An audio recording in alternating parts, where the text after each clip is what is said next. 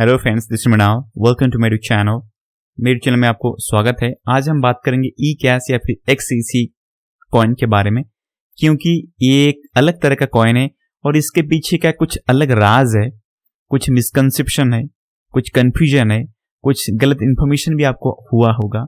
तो उसके रिलेटेड आज एक क्लैरिफिकेशन करने के लिए आज का मेरा वीडियो है, और उसके साथ में एंड में आपको एक अलग मिस्ट्री मिलेगा जो कि आपके सपने को शायद पूरा कर सकता है। तो चलिए मेरे वीडियो साथ बने रहिए, लेकिन वीडियो शुरू करने से पहले मेरा ये डिस्क्लेमर है, this video is only for the educational and information purpose. If you want to invest in any coin और any token, then please do your own research.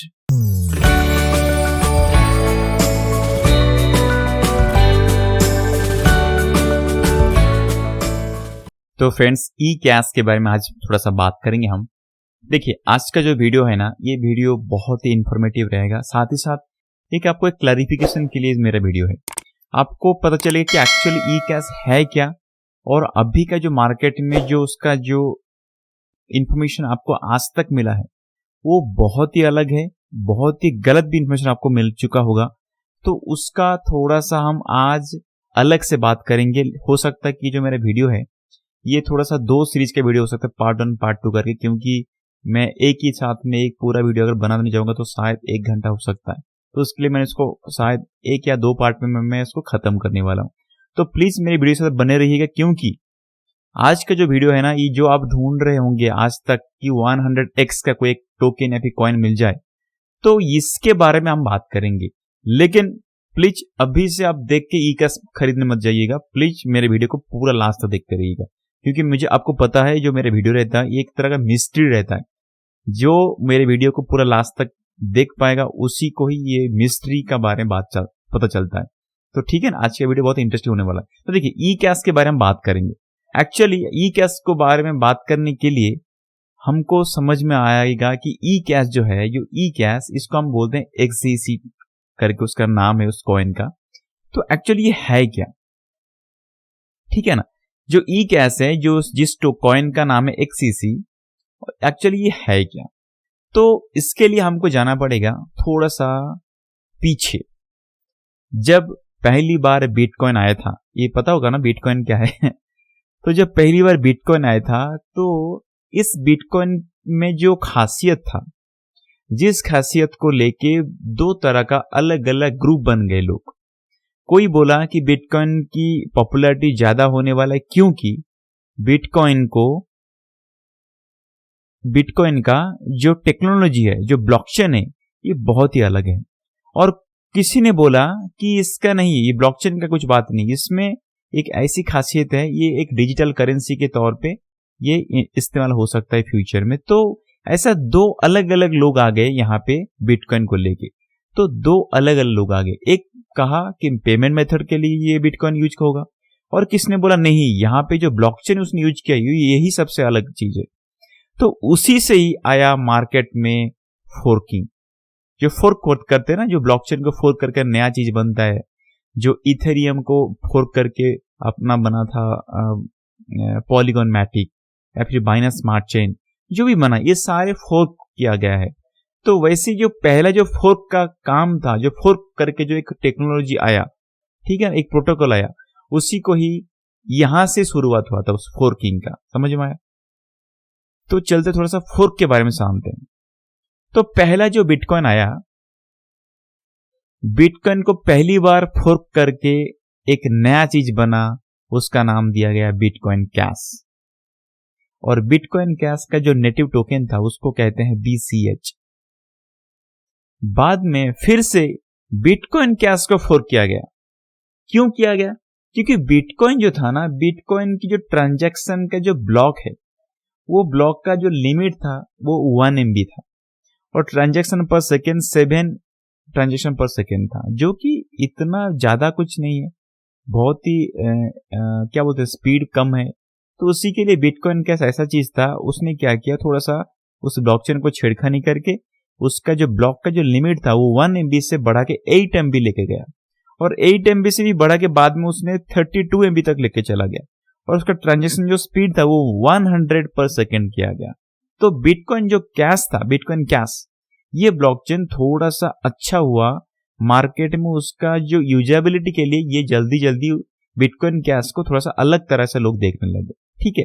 लेकिन बाद में बिटकॉइन कैश को भी लोगों ने फोर्क किया।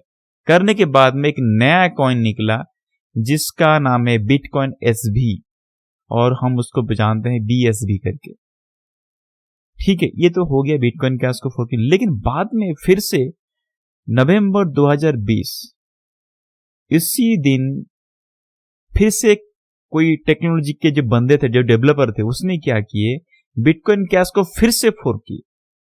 उसके बाद जो कि नया ब्लॉकचेन बनाया, फिर नया कॉइन बनाया, उस ब्लॉकचेन का नाम था बिटकॉइन कैश एबीसी, और उसका जो नेटिव कॉइन था उसको कहते हैं BCHA। समझ गए, ठीक है।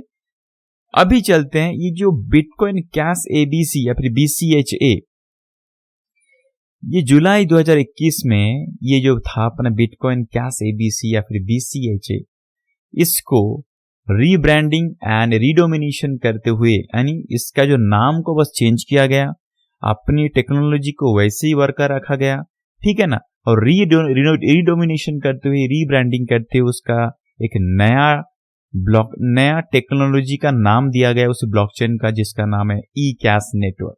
समझ गया आ गया, ई कैश नेटवर्क जो इसका ब्लॉकचेन नाम दिया गया, और उसी का जो नेटिव कॉइन था उसका नाम दिया गया XEC, ठीक है। यानी बिटकॉइन कैश एबीसी जो है is equal to eCash या फिर XEC, जिसके बारे में अभी तक हम बात कर रहे हैं, ठीक है। जो आप देख रहे होंगे, ये जो लोगो देख के समझ में आ रहा होगा, ई कैश। अभी इन दोनों में फर्क क्या गया, ठीक है। जो पहले बिटकॉइन कैश एबीसी था उसका डेसिमल था 8 डेसिमल, यानी, और ये ई कैश जो अभी जो नया बना जो XEC, इसका डेसिमल है ओनली 2 डेसिमल। तो ये देखने में कैसा, देखिए बिटकॉइन कैश एबीसी दिखने में ऐसा था पहले, एज लाइक बिटकॉइन, जैसे बिटकॉइन का पता होगा जो 8 डेसिमल नंबर रहता है बिटकॉइन का, और इसको बोलते हैं सतोशी, ठीक है ना, सतोशी बोलते हैं उसको। वन, जैसे कि अपना रुपया का जो कन्वर्ट करोगे पैसे में तो 2 रुपया 30 पैसा, लेकिन बिटकॉइन में ऐसा नहीं था। बिटकॉइन को बोलते हैं 2 बिटकॉइन एंड 37 सतोशी, या फिर 000000042 सतोशी, ओके। तो ऐसे ही था। तो ये बिटकॉइन कैश एबीसी जो था ना, उसका भी वही 8 डेसिमल था उसका, लेकिन बाद में उन्होंने ऐसा कर दिया उसको, ठीक है ना। तो समझ में आ गया। तो अभी इसमें चेंजेस क्या हुआ, चेंजेस ऐसा है, जिनके पास में बिटकॉइन कैश एबीसी था वो अभी हो गया ई कैश। तो जिन लोगों के पास में पहला 1 BCHA कॉइन था, उनको मिला as a rebranding, as a redenomination के तौर पे उनको मिला 1 मिलियन XEC, ठीक है ना। ऑटोमेटेड, उनका कुछ ब्लॉकचेन भी चेंज नहीं हुआ है, कुछ नहीं हुआ, ब्लॉकचेन वैसी है ना, ब्लॉकचेन वही बिटकॉइन कैश एबीसी है, लेकिन उनका बस उनका नाम चेंज कर दिया उन्होंने, रीब्रांडिंग या फिर रीडोमिनेशन उसी को हुए थे, ठीक है ना। तो अभी हम क्या सोच रहे हैं, हम क्या पढ़ रहे हैं, अभी हम क्या जानकारी ले रहे हैं कि ई कैश जो है, ये है, स्पेलिंग को थोड़ा सा याद रखिए। ई कैश का स्पेलिंग है small e capital CASH, small e capital CASH, small e, ठीक है ना। हम कैपिटल ECSH पे बात नहीं कर रहे हैं, ये 2 चीज याद रखना। हम स्मॉल ई CASH पे बात करें, जो ई कैश कॉइन या फिर जो सोच रहे हो ना, जो बिटकॉइन एबीसी को चेंज करके ई कैश बनाया या फिर XEC बनाया गया, उसका नाम का लिखने का तरीका अलग है, स्मॉल ई है। कैपिटल CAS जो है वो अलग चीज है, ठीक है। तो अभी थोड़ा सा आपको कंफ्यूज आया होगा कि भाई ये क्या चीज आ गया अभी, कैपिटल CASH।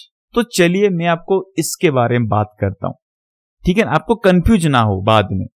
कैपिटल CASH जो है ना, उसके लिए आपको चलना पड़ेगा 1983 को।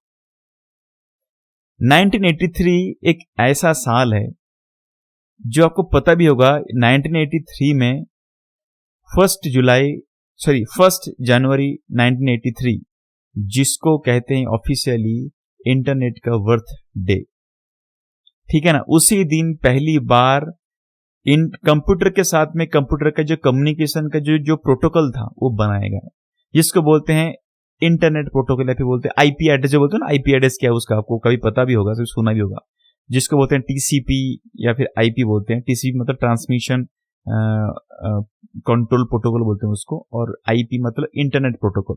तो वैसा एक सिस्टम बनेगा पहली बार।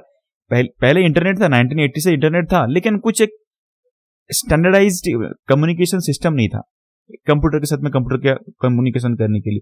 तो पहली बार 1983 में 1 जनवरी से आईपी का इंप्लीमेंटेशन हुआ। तो 1983 को कहा जाता है इंटरनेट का बर्थडे। ये कभी भी भूलना मत, क्योंकि अभी आप टेक्नोलॉजी में इन्वेस्टमेंट कर रहे हो, क्रिप्टो में इन्वेस्टमेंट कर, तो इंटरनेट के बारे में थोड़ा सा जानकारी रखना जरूरी है। तो जब ये 1983 में इंटरनेट आया तो एक दिक्कत था। क्या दिक्कत?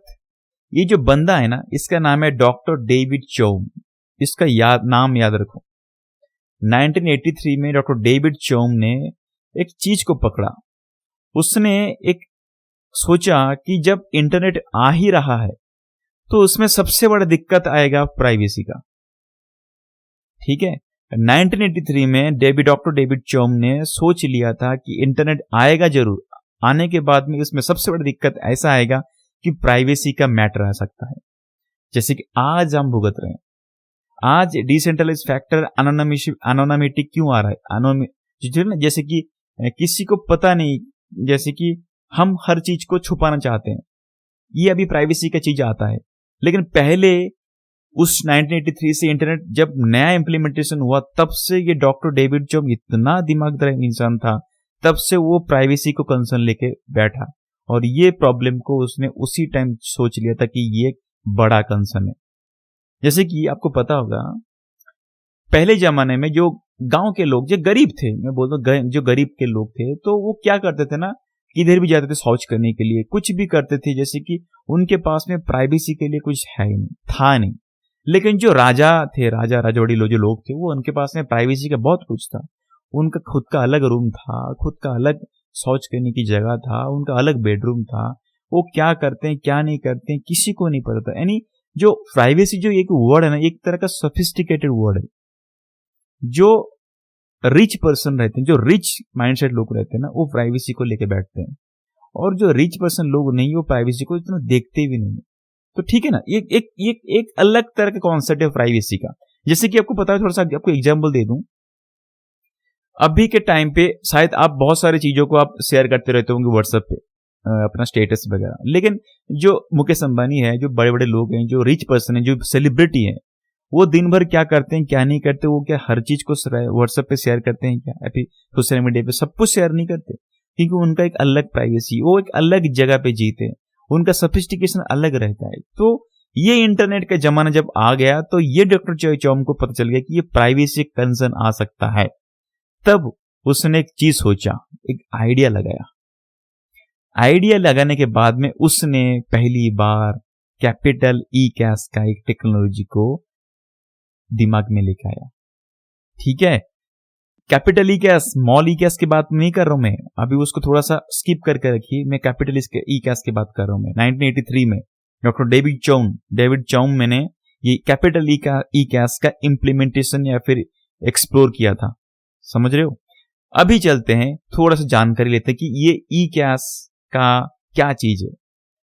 जब ये ई कैश आया, तब 1990 में डॉक्टर डेविड चोम ने एक एनोनिमस बेस्ड पेमेंट सिस्टम बनाया, जो कि डिजिटल एज के लिए जरूरी था। समझ रहे हो? और जिस कंपनी का नाम था डीजी कैश। यानी ई कैश टेक्नोलॉजी को यूज करके उसने कंपनी एक बनाया जो कि डिजिटल एज में यूज करने वाला था। अभी तक हम डिजिटल हो रहे हैं, अभी तक हुए भी नहीं कंप्लीटली, लेकिन ये डिजिटल वर्ल्ड में इसी चीज को हम यूज कैसे करें, उसी लिए उसने कंपनी भी बना लिया डीजी कैश करके 1990 में। समझ रहे हो? वो भी anonymous based payment digital system, जो कि क्रिप्टो इंडस्ट्री में आपको पता होगा, जो सतोशी नाकामोटो एक तरह का एनोनिमस नेम है, पता नहीं किसने नाम बनाया क्या किया। तो ये डिसेंट्रलाइज्ड वर्ल्ड का जो सोच, ये तब से उनके अंदर था 1990 से। समझ रहे हो? उसके बाद ही समझ में आएगा डीजी कैश, उन्हें कंपनी बनाया।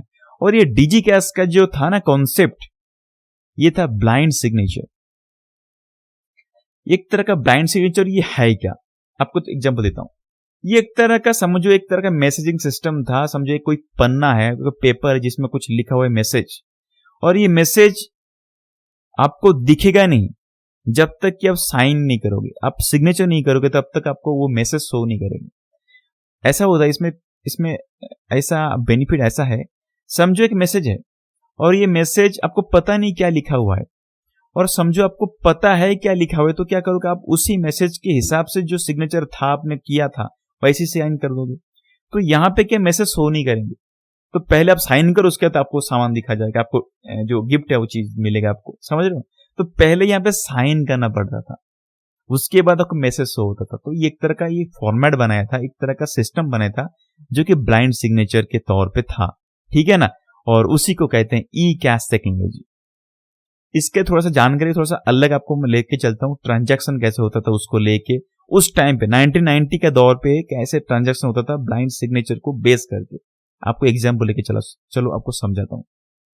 समझो एक बंदा है, उसका नाम अलाइस, ओके, और ये बॉब से कुछ एक टिकट खरीद रहा है, और ये अलाइस के पास में पैसा है, लेकिन बॉब को वो पैसा बॉब को भेजना है उस पैसे को। तो अलाइस क्या करेगा, अपने बैंक से वो पैसा विड्रॉल करेगा, ठीक है ना। लेकिन आप एक समझो, यहां पे मैं ब्लाइंड सिग्नेचर की बात कर, नॉर्मल पैसे की नहीं बात कर रहा हूं मैं। तो उस टाइम पे ऐसा चीज था, एक सिस्टम था जो डिजिटल कंपनी था ना, वो सर्विसेज प्रोवाइड करता था हर एक कुछ बैंकों के साथ में टाई अप करके। कोई कोई कस्टमर उस सर्विस को ले रहे, जैसे कि आजकल के जमाने में कुछ कस्टमर तो हर कस्टमर को वीजा या फिर मास्टर कार्ड का सर्विस मिलता है। लेकिन पहले देखो, पहले कुछ थोड़ा सा 4-6 साल या फिर 7-8 साल पीछे जाओगे ना, वहां पे उस टाइम पे एटीएम का सर्विसेज हर कस्टमर को मिलता नहीं था। अगर आप एप्लीकेशन दोगे तो ही मिलता था, और उसके अलग चार्ज लेते थे। अभी तो क्या, अकाउंट ओपन करते हो सर्विस मिलता है, लेकिन उस टाइम पे ऐसा था, उस सर्विसेज बैंक देता था कस्टमर को, अगर कस्टमर चाहे तो वो सर्विस ऐसा था, एक तरह का ब्लाइंड सिग्नेचर बेसिस पे ट्रांजेक्शन होता था उस टाइम पे। तो अलाइस क्या करता था, उस पैसे को बॉब को देने के लिए पहले क्या करेगा, वो बैंक से अपना पैसा को विड्रॉल करेगा। वो ऐसे डायरेक्ट ऑनलाइन ट्रांसफर नहीं होता था, वो अलग चीज होता। विड्रॉल मतलब क्या होता है, एक टोकेनाइज्ड फॉर्म पे विड्रॉल करता था पैसा, है ना। अकाउंट में उसका पैसा है, लेकिन उसके बदले वो कुछ टोकन को, डिजिटल करेंसी को विड्रॉल करता था। करने के बाद में वो भेजता था एज ए पेमेंट बॉब को, और वो था ब्लाइंड सिग्नेचर बेसिस पे। बॉब को पता ही नहीं है कि अलाइस के पास में एक्चुअली कितना टोकन है अभी, और अलाइस समझो बॉब को देना था 200 रुपये, 100 रुपये देना था। लेकिन अलाइस ने क्या किया, 200 विड्रॉल किया, 200 टोकन लिया। क्यों लिया, शायद हो सकता है बॉब को 100 देगा और दूसरे किसी को 100 देगा। तो बॉब को पता ही नहीं कि अलाइस के पास में एक्चुअली कितना है अभी। तो अलाइस ने दे दिया कुछ मैसेज के तौर पे, कुछ एक टोकन दे दिया। तो बॉब क्या करेगा, उसी मैसेज को लेके जाएगा बैंक को क्लेम करने के लिए, एज ए डिजिटल बेसिस पे सिग्नेचर करना। अगर ब्लाइंड सिग्नेचर होता है ना, वो एक तरह का डिजिटल सिग्नेचर था, और वहां पे उसको सिग्नेचर करना पड़ता था एज ए डिजिटल सिग्नेचर। उसी टाइम पे उसको वो पैसा क्लेम मिलता था। तो बॉब को पता ही नहीं चलता था कि एक्चुअली एलएस के पास में कितना है, ठीक है ना। तो ये एक तरह का ब्लाइंड सिग्नेचर बेसिस पे एक सिस्टम था उस टाइम पे, जो कि ई कैश के टेक्नोलॉजी बेस पे था। एंड ई कैश मतलब एक तरह का ई कैश, ठीक है ना, एक इलेक्ट्रॉनिक कैश समझ के चलो। उस टाइम पे जो टेक्नोलॉजी था, जो कि डेविड चॉम ने बनाया था उस टाइम पे, और कंपनी का नाम था डीजी कैश। और ये जो टोकन सिस्टम था ना, ये टोकन सिस्टम पे यूज होता था जो टोकन, उसको तो बोलते थे कि साइबर बक्स, समझ रहे हो। 1990 के टाइम पे टोकेनाइज फॉर्म पे डिजिटल करेंसी के तौर पे साइबर बक्स करके ऑलरेडी एक टोकन बनाया गया था, समझ रहे हो। किसने बनाया था, डॉक्टर डेविड चॉम ने। क्या दिमाग था उसके पास में, जो आज के जमाने में लोग सोच रहे हैं फिर भी डर रहे हैं, समझ रहे हो। तो ये ब्लाइंड सिग्नेचर बेसिस पे आज के जमाने में रियल लाइफ यूज क्या है, छोटा सा आपको एग्जाम्पल देता हूं। जैसे कि वोटिंग सिस्टम में क्या होता है, समझो आप गए, बैलेट पेपर का वोटिंग नहीं बोल रहा हूं, जो इलेक्ट्रॉनिक वोटिंग जो चल रहा है आजकल जमाने में। तो वहां पे आप जाके कोई बटन के दबाओगे, तो वहां पे बटन से कैप्चर होता था एक डेटा, यानी किसको आपने दबाया, किसको आपने वोटिंग किया, और वो जाता था इलेक्शन कमीशन के जो अपने डिपार्टमेंट जहां पे गिनती होती थी, और वो गिनने के बाद में जो उनको रिजल्ट मिलता था, और उसी रिजल्ट को लेके वो कभी भी उनको पता नहीं चलता कि बंदा कौन था कि जिसने इनको वोटिंग दिया है, एक तरह का अनोनिमस सिस्टम है। जो वोटिंग होता है ना, उसमें पता नहीं चलता कि किसने वोटिंग दिया है। तो ये अनोनिमस सिस्टम जो है ये बहुत ही अलग चीज है, एक तरह का सिक्योर चीज है, वो जरूरी है, ठीक है ना। तो वोटिंग सिस्टम ऐसा है, वोटिंग में पता नहीं चलता कि एक्चुअली किसने वोटिंग दिया है, समझ रहे हो। तो ऐसा सिस्टम होता है कि ब्लाइंड सिग्नेचर, यानी बंदे ने दबाया वोटिंग और जिसको मिला रिजल्ट उसको पता ही नहीं चलेगा कि किसने वोटिंग दिया, बस वोटिंग आ गया उसको, समझ रहे हो, ऐसा है ब्लाइंड सिग्नेचर। तो जो डीजी कैश जो कि ई कैश टेक्नोलॉजी बेस पे था, ये उस टाइम पे बहुत सारे बैंकों के साथ में टाइप करने के लिए डील कर रहा था, जैसे कि डच बैंक, ठीक है ना, और साथ ही क्रेडिट स्विस बैंक, और सबसे बहुत बढ़िया चीज था उस टाइम पे माइक्रोसॉफ्ट का विंडोज 95 के लिए भी उसने डील किया था। लेकिन डील हो रहा था लेकिन हुआ नहीं था। लेकिन बाद में सबसे अगर यूज किया हुआ कोई बैंक होगा तो ये था मार्क ट्वेन बैंक मिसौरी। ये बैंक एक्चुअली 5000 कस्टमर और क्लाइंट के साथ में टाइप करके वो सर्विस को प्रोवाइड कर रहा था, ठीक है ना। जो डीजी कैश कंपनी का जो ई कैश बेसिस पे जो था सिस्टम, ब्लाइंड सिग्नेचर बेसिस का सिस्टम जो था, ट्रांजैक्शन को ये यूज करता था, इतना खास हो चुका था उस टाइम पे। लेकिन 1998 डीजी कैश के लिए सबसे बहुत ही बेकार ईयर था, जिस टाइम पे कि डीजी कैश का बैंक्रप्सी हो गया। और पता है क्या हो गया, बैंक्रप्सी होने के बाद में उसकी जो पेटेंट्स था, उसका जो टेक्नोलॉजी था, उसका जो ट्रेडमार्क था, ये सब कुछ बेचना पड़ा, जो कि सबसे बड़ा दुखद था डॉक्टर डेविड चोम के लिए। उसके बाद में टोटल जो ई कैश कंपनी था, उसका जो ट्रेडमार्क था, पूरा का पूरा बेचना पड़ा। ये कंपनी अभी एग्जिस्ट ही नहीं करता है, ठीक है ना। लेकिन लोग कुछ है अपने यूट्यूब में, वो तो कहते हैं कि जो ई कैश है, जो ई कैश का जो स्मॉल ई कैश जो टोकन आप सोचे वो जेक कॉइन करके, उसका जन्मदाता डॉक्टर डेविड चोम है और उन्हीं का ही डेवलपर का टीम ही ये ई कैश को बना के लेकर। भाई गलत इंफॉर्मेशन देने वाले लोग बहुत पड़े यूट्यूब पे। मुझे तो बहुत दुख हुआ कि यूट्यूब पे जाके हम इंफॉर्मेशन लेते हैं, लेकिन ऐसे भी लोग हैं कुछ सोचते नहीं। बड़े बड़े यूट्यूब का मैंने वीडियो थोड़ा सा देखा था, वो डेविड चोम को ही बोल रहे हैं कि ये ई कैश जेक कॉइन का डेवलपर है। भाई जेक कॉइन बहुत अलग चीज है, वो अलग डेवलपर का है, ये इसके साथ में डॉक्टर डेविड चोम का कुछ लेना देना नहीं है, कुछ भी। वो ये कैपिटल ई कैश है, वो तो स्मॉल ई कैश है।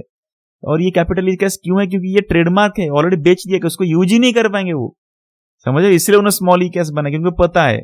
और ये इसके साथ में कुछ भी लेना देना नहीं है डेविड चोम के साथ में, समझ रहे हो। तो भाई बताओ, इतना सारा गलत इन्फॉर्मेशन होने के बाद आप क्या इन्वेस्टमेंट करोगे, कुछ भी आंख बंद करके इन्वेस्टमेंट करोगे क्या। तो इसलिए मेरा आज के वीडियो थोड़ा सा क्लैरिफिकेशन देने के लिए था। लेकिन आप सोच रहे होंगे अरे यार डॉक्टर डेविड चोम अगर होते तो कुछ तो हो सकता था। तो भाई आपके लिए थोड़ा सा अच्छी खुशखबरी है, बता रहा हूं। ये ई कैश कंपनी को बनाने वाले जो थे डॉक्टर डेविड चोम, उन्होंने 2020 में उनका खुद का एक नेटवर्क बनाया, एक्सएक्स नेटवर्क, जो कि लेयर 1 ब्लॉकचेन है, जो कि डॉक्टर डेविड चोम ने खुद ने बनाया है, ठीक है। ये लेयर 1 ब्लॉकचेन पे बना हुआ अपना खुद का नेटवर्क है, जिसको बोलते हैं एक्सएक्स नेटवर्क। और इसमें सबसे बड़ा चीज क्या पता है, ये है क्वांटम रेजिस्टेंस ब्लॉकचेन, जो आपको पहले ही मैंने बताया था कुछ वीडियो में कि क्वांटम रेजिस्टेंस होता क्या है। जैसे नॉर्मल कंप्यूटर होता है, उसका सबसे ऊपर वाला कंप्यूटर सुपर कंप्यूटर, और सुपर कंप्यूटर से भी ऊपर वाला कंप्यूटर जो है क्वांटम कंप्यूटर, जो कि अभी तक मार्केट में आया नहीं है। लेकिन हो सकता है कि लोग सोच रहे हैं कि फ्यूचर में 40-50 साल या 100 साल के बाद हो सकता है कि वो कंप्यूटर आ जाए। लेकिन वो आने के बाद में हो सकता है कि जो ब्लॉकचेन टेक्नोलॉजी को वो चाहे तो ब्रेक कर सकता है, क्योंकि क्या ना, क्वांटम जो कंप्यूटर होता है ना, वो कुछ रिदमिक जो क्या बोलते हैं सीक्वेंशियली जो काम रहता है, जो रिपीटेबल जो काम रहता है, उस काम को करने के लिए वो ताकत बहुत ज्यादा रहता है उसके पास, वो काम कर सकता है वो। क्वांटम कंप्यूटर बहुत अलग कंप्यूटर है, वो उसको एक अलग जगह पे रखना पड़ता है, उसके टेम्परेचर को देखना पड़ता है, उसके जैसे हिलना भी नहीं चाहिए, वो आप उसको लेके घर पे यूज नहीं कर सकते भाई। क्वांटम कंप्यूटर बहुत अलग कंप्यूटर है, वो एक कंप्यूटर है, लेकिन ऐसे ही लैपटॉप जैसा कंप्यूटर या फिर डेस्कटॉप जैसा कंप्यूटर नहीं, वो अलग कंप्यूटर है। वो इसको हिलना नहीं चाहिए, सरफेस से उसके साथ में टच अलग होनी चाहिए, हवा पानी से अलग होनी चाहिए, जैसे कि क्वांटम पे काम करता है वो, पता है ना। थोड़ी सी हिल जाएगा तो पोर्टल ठप हो जाएगा पूरा कंप्यूटर। तो वो ऐसा चीज अलग छोटा सा चीज है। तो वो सोच रहे हैं कि क्वांटम कंप्यूटर अगर आया तो ये ब्लॉकचेन को भी हैक कर सकते। लेकिन ये उनका जो ब्लॉकचेन नेटवर्क सिस्टम है ये क्वांटम रेजिस्टेंस ब्लॉकचेन है, जो कि लेयर 1 ब्लॉकचेन है, समझ रहे हो। और इसके साथ क्या है, ये एक प्राइवेसी ब्लॉकचेन है। और पता है डॉक्टर डेविड चोन को क्या बोलते हैं? डॉक्टर डेविड चोन जो है ना, इसको कहते हैं जो फादर ऑफ डिजिटल करेंसी। कोई बोलते हैं उसको गॉड फादर ऑफ प्राइवेसी, यानी एक तरह का क्रिप्टोग्राफर है, साइंटिस्ट है वो एक तरह का, जो कि टोटल जो क्रिप्टोग्राफी है ना इसका बाप है वो, ठीक है। और पता है ये उन्होंने एक अलग से डी से उन्होंने इसी एक्सएक्स नेटवर्क को यूज करते हुए, प्राइवेसी नेटवर्क को यूज करते हुए उनका खुद का एक अलग से मैसेंजर भी बना जिसको बोलते हैं एक्सएक्स मैसेंजर, जो कि elixir.io करके उनका वेबसाइट है। एक्सएक्स मैसेंजर उनका ऑलरेडी प्रोडक्ट चल रहा है, जहां पे कि आप मेटा डेटा जो रहता है, जैसे कि आप कुछ मैसेज करते हो, मेटा डेटा आप ऑलरेडी कैप्चर होता है वहां पे। जैसे फेसबुक पे आप गए कुछ सर्च किया, टोटल डेटा फेसबुक पे जाता है कैप्चर होते हुए। तो ये मेटा डेटा को कैप्चर भी नहीं होता, टोटल प्राइवेसी मैसेंजर है ये। तो ये उनका प्रोडक्ट भी आ चुका है उसी नेटवर्क पे बना हुआ। तो ये एक्सएक्स नेटवर्क इतना फ्यूचर में जेम बन सकता है। अगर आपको चाहे तो इसका थोड़ा सा आप नॉलेज लीजिएगा, थोड़ा सा रिसर्च करिएगा। लेकिन एक्सएक्स नेटवर्क बहुत ही अच्छा नेटवर्क है, इस पे चाहो तो आप इन्वेस्टमेंट भी कर सकते हो। चलो मैं आपको दिखा देता हूँ एक्चुअली उसका इन्वेस्टमेंट क्या है। देखिए यहाँ पे आने के बाद में उनका जो एक्सएक्स नेटवर्क, यहाँ पे देखिए उनका थोड़ा सा पढ़ लेता हूँ मैं यहाँ पे नीचे आगे। देखिए क्या है, welcome to the XX network, जो कि डेविड चोम यहाँ पे। The XX network is a future proof layer 1 blockchain that facilitates thousands of transactions per second and protects against cryptography breaking quantum computing। ठीक है ना, ये उनका मकसद बहुत अलग है।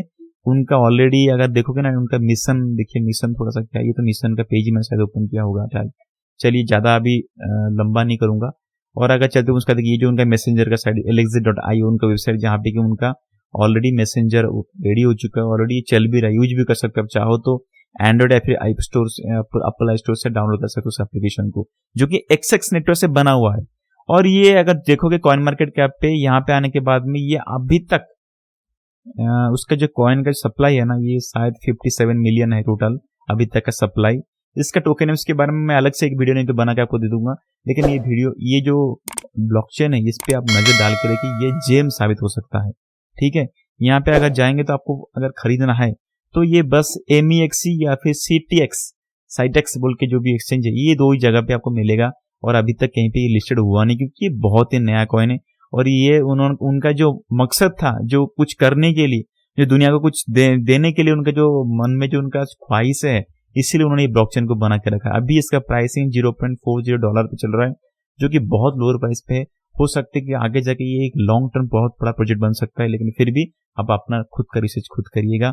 लेकिन नेक्स्ट वीडियो में मैं आपको एक्चुअल में जो ई कैश है ना, जो स्मॉल ई कैश, जो XCC कॉइन है, उसके बारे में बताऊंगा, क्योंकि आपको कंफ्यूजन ना हो, इसलिए मैंने पूरा वीडियो को लेके चल रहा हूँ। तो आज के वीडियो में यहाँ पे खत्म करता। अगर आपको अच्छा लगे तो प्लीज लाइक करिए, सब्सक्राइब करिए, और आपके दोस्तों के साथ शेयर करिए, और टेक केयर।